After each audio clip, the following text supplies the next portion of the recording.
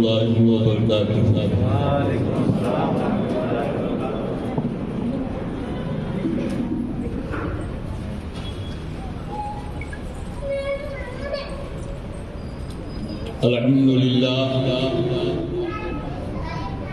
الحمد لله الذي فضل سيدنا مولانا محمد صلى الله تعالى عليه وسلم على العالمين جميعا، وأقامه يوم القيامة للمذنبين المتلبسين الخطائين الهالكين شفيعا، فصلى الله تعالى وسلم وبارك عليه كل من عليها، أو كما قال صدق الله العلي العظيم وبلغنا رسوله النبي الكريم، ونحن على ذلك لمن الشاهدين والشاكرين، والحمد لله رب العالمين۔ حاضرین محترم، پروردگار عالم اپنے کلامی بلاغت نظام میں ارشاد فرماتا، یا ایھا الذین آمنوا اتقوا اللہ وکونوا مع الصادقین۔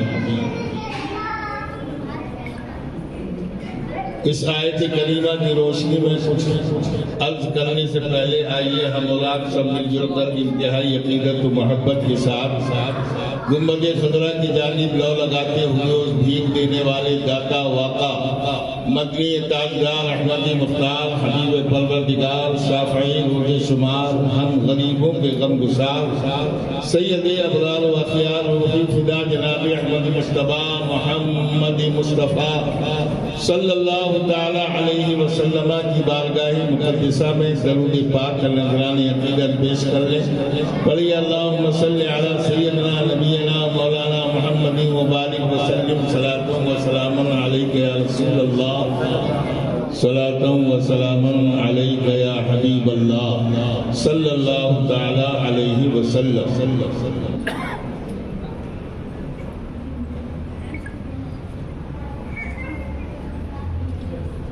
اجازت دو تین شعر نعت شریف کے پڑھ دیں۔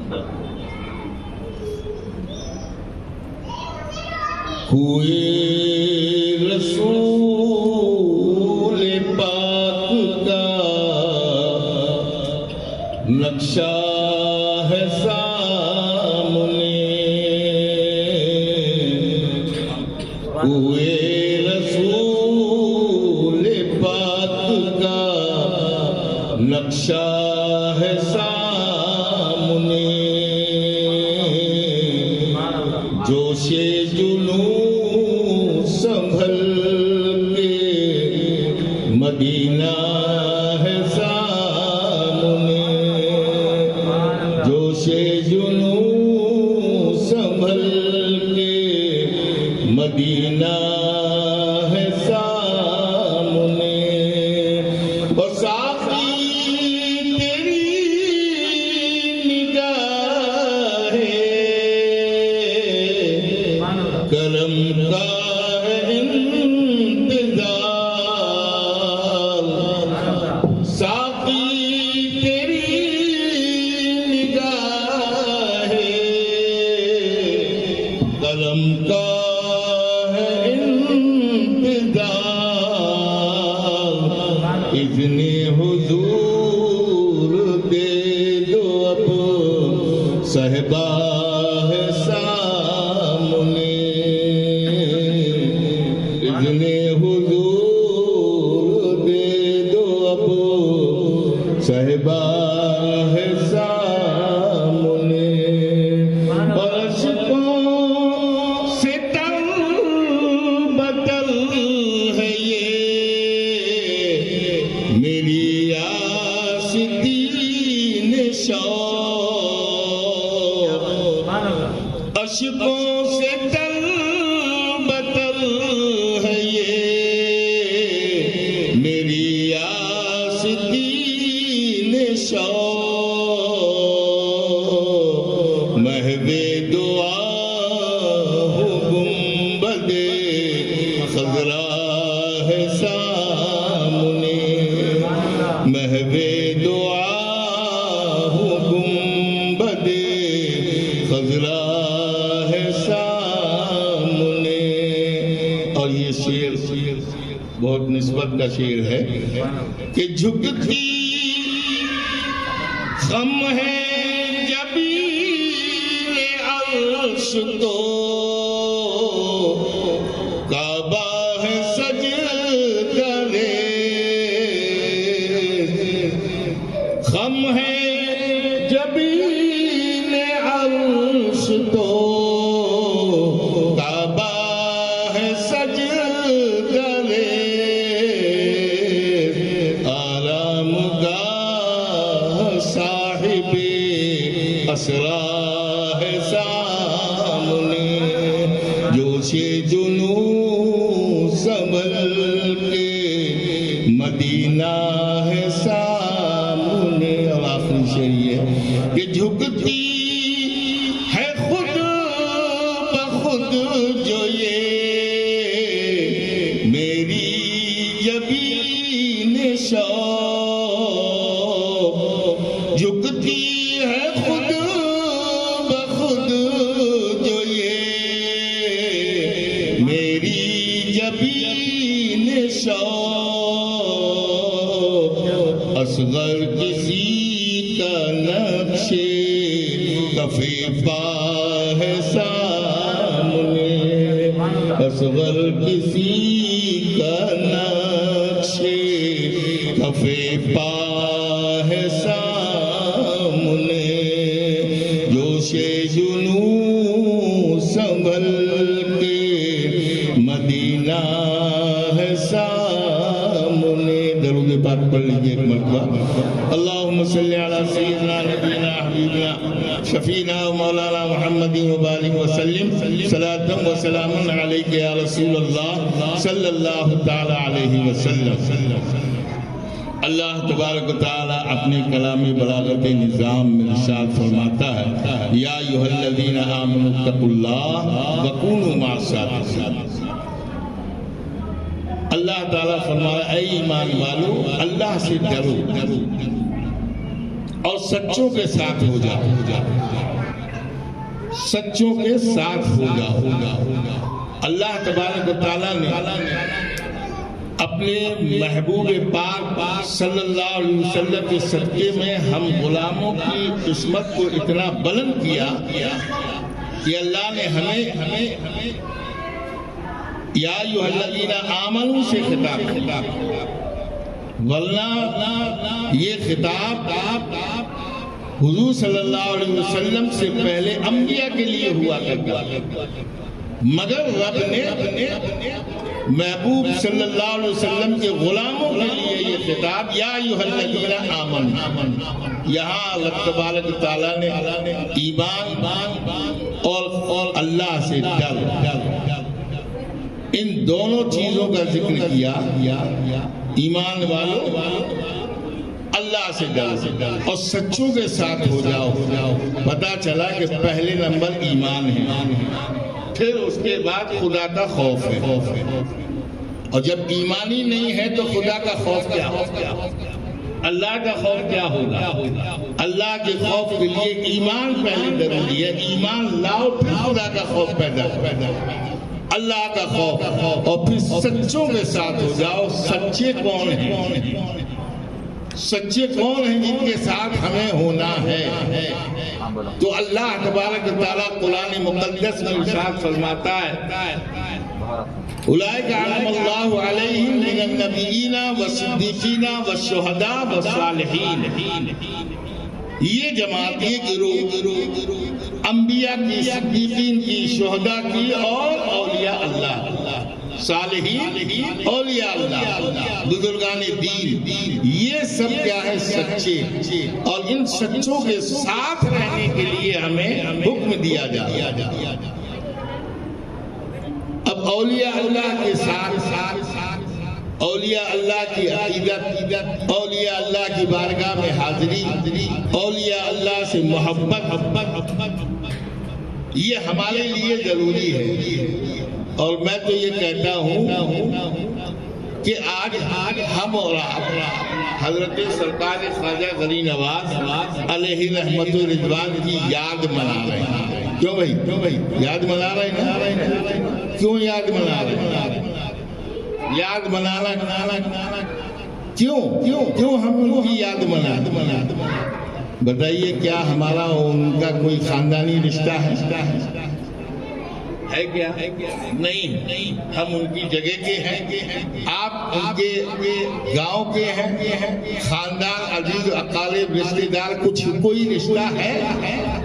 بظاہر تو کوئی رشتہ نہیں ہے، لیکن اس کے باوجود بھی ہم اپنا جان مال تن من سب قربان کرنے کے لیے تیار ہیں۔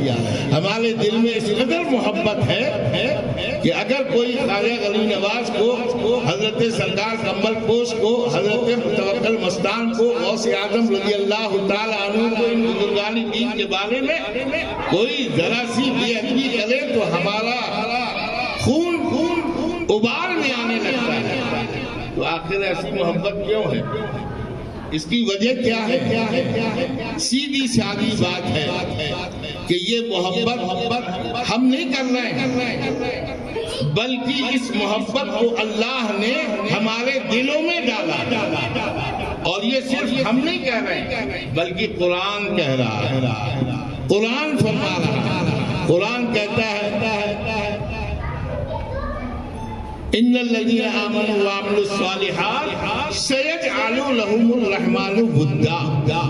قرآن مجید فرما رہا وہ لوگ جو ایمان لائے اور عمل صالح کیے، ان الذين آمنوا، وہ لوگ جو ایمان لائے، وعملوا الصالحات، اور نیک عمل کیے، اچھے عمل کیے، تو یقیناً اللہ نے ان کی محبت کو لوگوں کے دلوں میں ڈال دیا۔ تو قرآن یہ بتا رہا ہے کہ ان بزرگان دین کی محبت جو ہمارے دلوں میں ہے، یہ ہمارا نتیجہ، ہماری کوشش نہیں ہے، بلکہ اللہ کی طرف سے ہے، اور اللہ نے محبت ہمارے اور آپ کے دل میں ڈالی ہے، اس لیے ہم محبت کرتے ہیں۔ کوئی چاہے ہم اپنے سے محبت کر رہے، اپنے سے محبت نہیں ہے، بلکہ من جانب اللہ کی جانب سے یہ محبت ہے جو آج آپ غریب نواز کا تذکرہ سن رہے ہیں، ہم ان سے محبت کر رہے ہیں، اولیاء کاملین بزرگان دین سے ہم محبت کر رہے ہیں۔ یہ اللہ تبارک تعالیٰ نے ہمارے آپ کے دلوں میں اس محبت کو راسخ کیا ہے، اس محبت کو ڈالا ہے، جس سے ہم اولیاء کاملین سے محبت کرتے ہیں، اور ان کا ذکر کرنے کے لیے یہ محبت ڈالی، اور پھر ذکر بھی ان کا کرنا، ان کی یاد ہمیں کرنا، ڈال دی اس میں محبت، لیکن اب ہم ان کی یاد منائیں، ان کا ذکر کریں، ان کا چرچا کریں، تو یہ کیوں بھائی؟ ڈال دی محبت اللہ نے تو ڈال دی، ٹھیک ہے، اب ہم محبت کر رہے ہیں، لیکن یہ چرچا، یہ ان کی یاد کو قائم کرنا، یہ ہم ان کی یاد منا رہے ہیں، یہ کس بنیاد پر ہم یاد منا رہے ہیں؟ تو پھر قرآن کو اٹھاؤ، اور قرآن کو اٹھانے کے بعد کیونکہ لوگ کہتے ہیں بھائی قرآن میں کہاں ہے کہ اس بزرگوں کا عرس مناؤ، قرآن کہاں ہے بزرگوں کی یاد مناؤ، قرآن میں یہ کہاں ہے، قرآن میں وہ کہاں ہے؟ یہ قرآن میں یہ ادھر و ادھر کی باتیں کرنے والے ان سے یہ پوچھو کہ قرآن میں یہ آیت ہے کہ نہیں؟ وَاذْكُرْ فِي الْكِتَابِ مریم کون ہے؟ حضرت عیسیٰ علیہ السلام کی والدہ، مگر کیا ہے؟ نبی نہیں ہے، نبی ہے نہیں نا، عورتوں میں کوئی نبی نہیں آیا، عورتوں میں کوئی نبی نہیں آیا، نبی نہیں ہے، لیکن یہ کیا ہے؟ ولیہ ہے، اللہ کی محبوب بندی ہے، ولیہ۔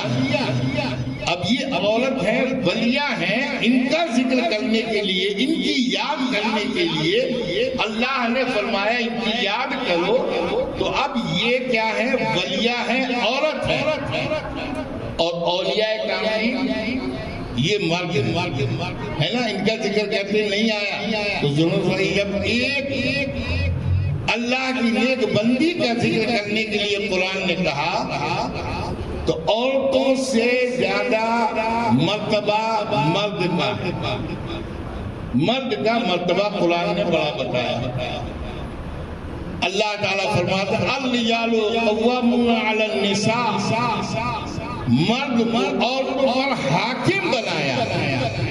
تو اب آپ یہ سوچئے کہ جب ایک محکوم کا ذکر کرنے کے لیے قرآن کہہ رہا ہے تو حاکم کا ذکر تو بدل جائے آتا ہے. درود شریف پڑھیں. اللہم صلی علی سیدنا نبینا مولانا محمد مبارک وسلم صلاۃ و سلام علیک یا رسول اللہ صلی اللہ تعالی علیہ وسلم. 2 دن سے آج پورا ہم چھوڑتے ہیں.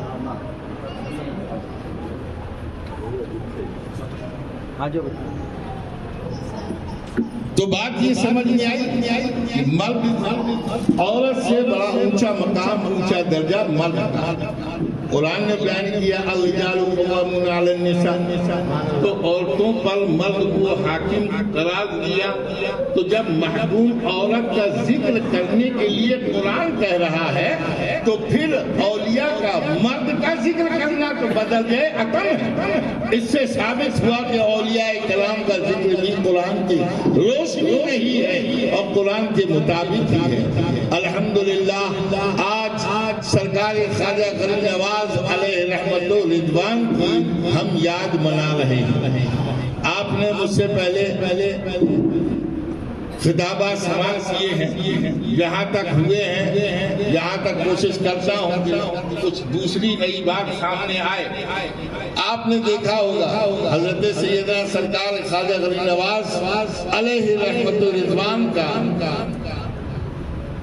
مقام، مرتبہ نہایت ہی بلند و بالا، بہت ہی بلند و بالا مقام ہے. جن کی نگاہ فیض سے، جن کی نگاہ کرم سے، جن کی نگاہ فیض سے خواجہ بختیار کاکی ہو گئے، جن کی نگاہ فیض سے بابا فرید بن گئے، گنج شکر بن گئے، جن کی نگاہ فیض سے کتنے اولیاء کاملین بن گئے اور ولایت کی معراج پا چکے.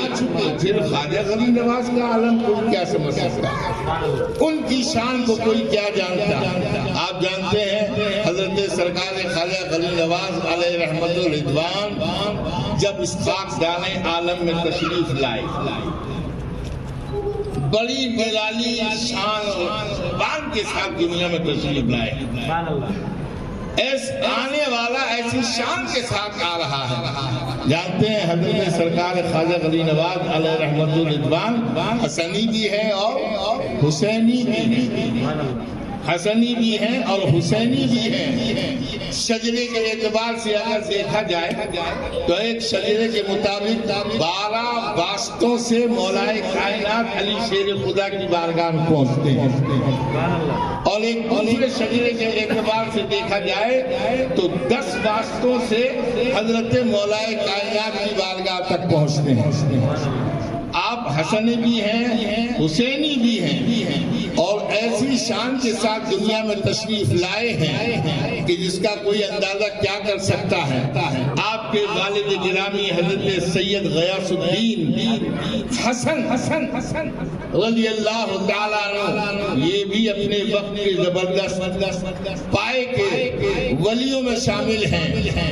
حضرت خواجہ غیاث الدین سید غیاث الدین حسن رضی اللہ تعالی عنہ اور آپ کی والدہ گرامی حضرت ام البرا ماہ نور رضی اللہ تعالی عنہ، یہ بھی اپنی وقت کی عابدہ، زاہدہ، طیبہ، طاہرہ تھی. جب غیاث الدین عابد و زاہد رہیں اور ان کی والدہ طیب و طاہرہ ہو تو پھر خواجہ معین الدین کیسے نہ پیدا ہو؟ تبھی تو باکمال اولاد پیدا ہوتی ہے. آج ہم چاہیں کہ ہمارے گناہوں میں ہم دلدل میں پھنسے ہوئے ہیں، ہماری بیوی، ہماری مائیں بہنیں رات دن خرافات ٹی وی میں لگی رہتی ہے، اور اس کے بعد ہم لوگ سوچیں کہ ہماری اولاد نیک اور صالح ہو. تو بہت مشکل ہے، بہت مشکل ہے۔ نیک اور صالح اولاد کی تمنا رکھنے کے لیے ماں باپ کو بھی نیک و صالح بننا ضروری ہے۔ یہ اور بات ہے کہ اللہ کی مرضی کوئی شاذ و نادر کوئی ایسا گزرے کہ جسے اللہ تبارک تعالیٰ اسے بہترین کامل اللہ اپنا بندہ بنا دے، یہ اور بات ہے، لیکن اکثریت یہی ہے اور سچ یہی ہے۔ اس لیے ہم اولیاء کاملین کی یاد کو تازہ کرتے ہیں تو ان کے نقش قدم اور ان کے نقوش کو سامنے رکھ کر اپنی زندگی کو گزاریں، جس سے محبت کا صحیح حق ادا ہوتا ہے، محبت کا صحیح حق ادا ہوتا ہے، صرف زبانی جمع خرچ نہیں۔ حضرت سیدنا خواجہ غیاث الدین حسن اور حضرت ماہ نور ام البراء رضی اللہ تعالی عنہ، یہ والدہ ہے حضرت خواجہ غریب نواز کی، وہ والد گرامی ہے۔ اب آپ کی والدہ محترمہ فرماتی ہے، ذرا دیکھو آنے والا کس شان سے آ رہا ہے۔ حضرت ام البراء رضی اللہ تعالی عنہ جو حضرت خواجہ غریب نواز کی والدہ محترمہ ہیں، آپ فرماتی ہیں کہ جب معین الدین صلب قدری سے مادر شکم میں آئے، جیسے ہی وہ پیٹ میں آئے، اللہ تبارک تعالیٰ کا ایسا کرم ہوا کہ خوشحالی ہی خوشحالی، برکت ہی برکت ہوئی۔ اور پھر فرماتی ہیں کہ جب پروردگار عالم نے معین الدین کی روح ڈالی، شکم میں بچے کے روح ڈالی جاتی ہے اور یہ روح 4 مہینے کے بعد ڈلتی، روح ڈالی اس وقت سے لے کر پیدا ہونے تک، اس وقت 4 مہینے میں روح ڈالی گئی، اس وقت سے لے کر معین الدین کے دنیا میں آنے تک نصف شب کے بعد، آدھی رات کے بعد، لا الہ الا اللہ محمد رسول اللہ صلی اللہ علیہ وسلم معین الدین مادر شکم میں آدھی رات کے بعد سے کلمہ طیب کا ذکر کیا کرتے تھے، کلمہ طیب کا ذکر کیا کرتے تھے، اور فرماتی ہیں اس کی آواز، اس ذکر کی آواز میں اپنے کانوں سے سنتی تھی۔ جو مادر شکم میں کلمہ طیبہ کا ذکر کر رہا ہو، ورد کر رہا ہو، اس کی شان کا کوئی کیا اندازہ لگا سکتا ہے۔ حضرت خواجہ غریب نواز علیہ رحمت و رضوان کی والدہ محترمہ فرماتی ہے نصف شب سے لے کر دن چڑھنے تک ذکر کلمہ کا ذکر میں اپنے کانوں سے سنا کرتی تھی۔ اور اس کے بعد فرماتے ہیں کہ اب جب تولد کا وقت قریب آیا اور حضرت خواجہ غریب نواز علیہ رحمت و رضوان دنیا میں بس آنے والے ہیں، تو حضرت ام الورا فرماتی ہیں کہ میرا گھر بقعۂ نور ہو گیا، روشن ہو گیا، بقعۂ نور بن گیا، اور ایسی روشنی آئی، اور پھر ہم نے دیکھا کہ چند کچھ حسین چہرے، چند حسین چہرے وہ آئے اور سامنے ہیں اور بہترین پوشاکوں میں ملبوس ہیں، اور پوشاکوں سے ایسی خوشبو کی لپٹیں آ رہی ہیں کہ نہایت ہی خوبصورت اور حسین لپٹیں خوشبو سے معطر ہو رہی ہیں، اور تھوڑی ہی دیر میں وہ سب کے سب چہرے سامنے سے غائب ہو گئے۔ اب میں سوچنے لگی کہ یہ آخر کون لوگ ہیں، کون لوگ ہیں جو ہمارے سامنے ایسی حسین صورت میں آئے تھے، اتنی خوبصورت صورتوں میں ہمارے سامنے تھے اور غائب ہو گئے۔ تجسس ہوا، سوچنے لگی کون لوگ ہیں۔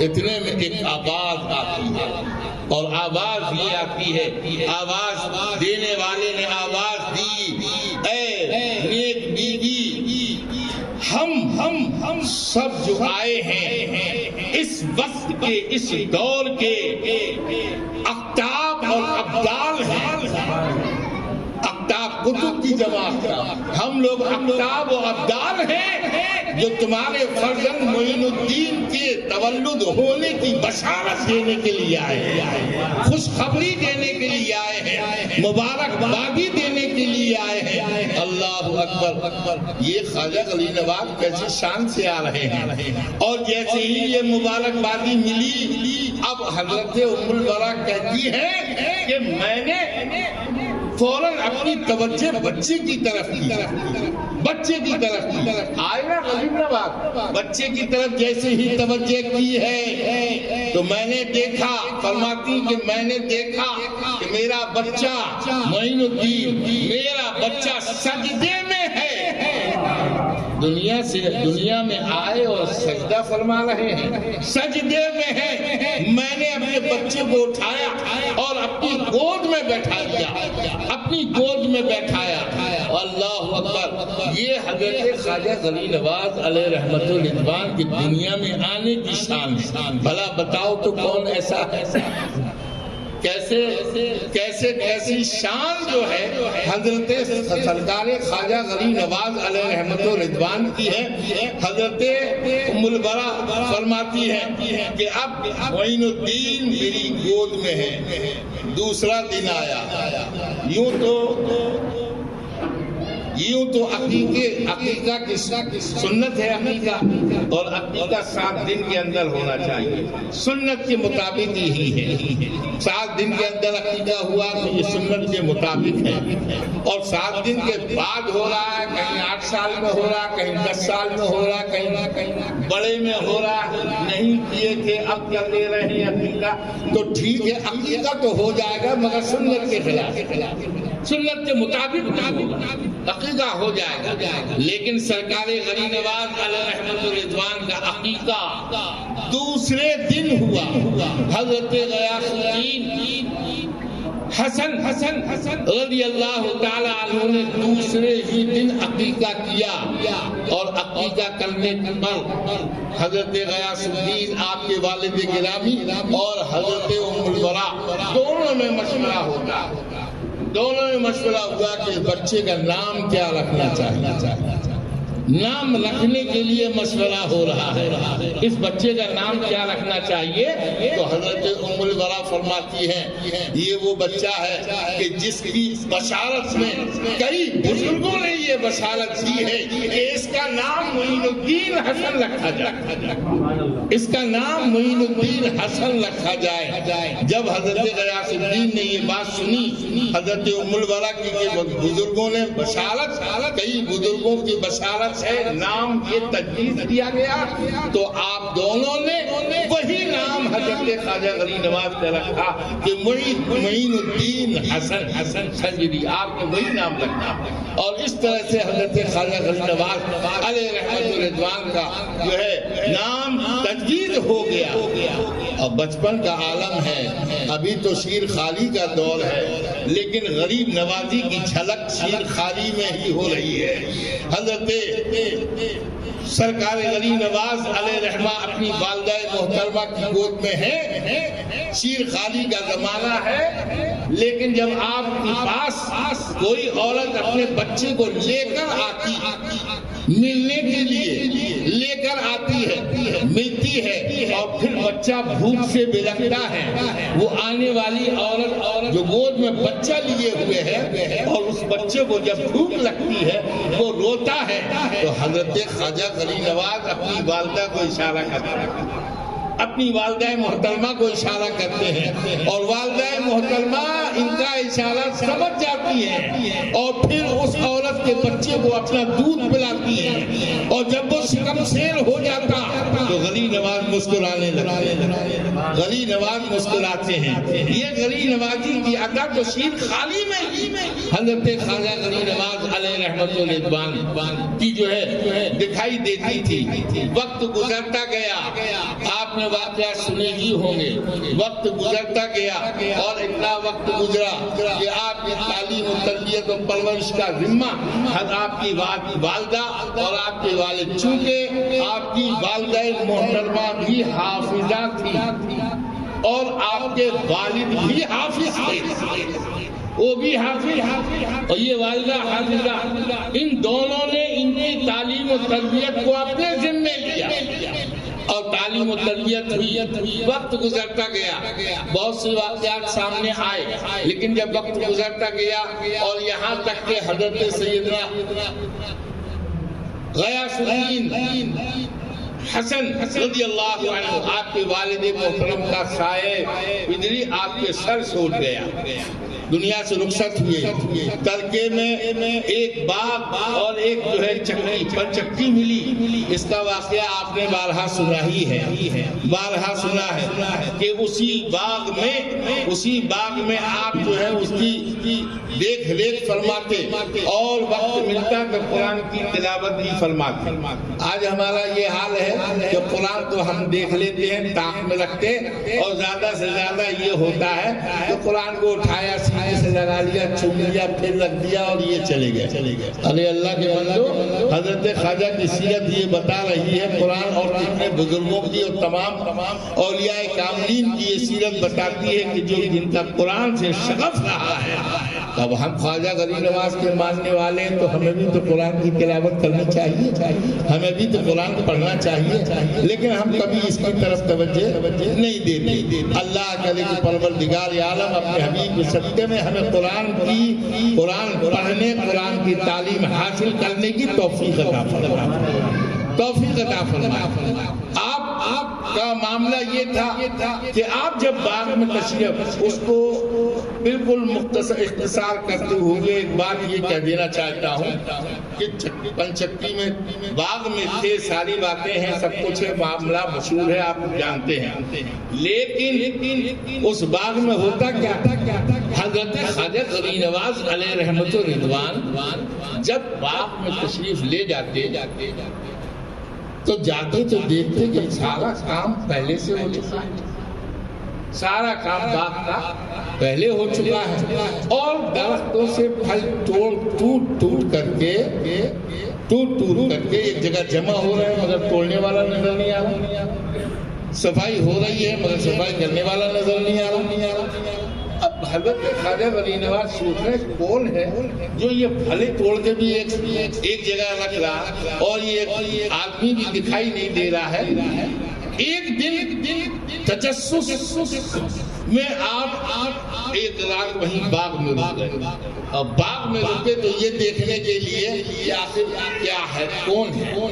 اب جب رات میں رک گئے اور پھر وہ معاملہ دیکھا کہ صفائی بھی ہو رہی ہے, پھل بھی ٹوٹے جا رہے ہیں, سب کچھ ہو رہا ہے, تو آپ نے فرمایا کہ بھائی دوست بھی کہیں دوست سے پوشیدہ رہتا ہے, ہمارے سامنے آئے تاکہ ہم آپ کا شکریہ ادا کریں.